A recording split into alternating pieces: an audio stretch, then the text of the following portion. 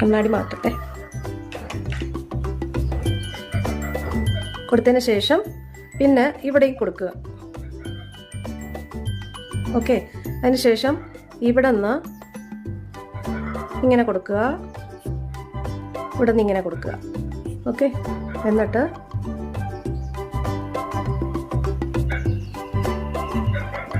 നമ്മൾ ഇവിടെ നിന്ന് മാർക്ക് ഇങ്ങനെ കൊടുത്താലും നമ്മൾ ഈ എൻഡിൽ നിന്ന് മേളോട്ട് തന്നെ വരയ്ക്കണം. അപ്പോൾ കുറച്ച് ഇങ്ങനെ ഇരിക്കുമ്പോൾ കുറച്ചും താഴ്ന്ന പോലെ തോന്നും. അപ്പം അത് കാരണം നമ്മൾ ഇവിടെ നിന്നും കൂടെ ഇങ്ങനെ വരയ്ക്കുക.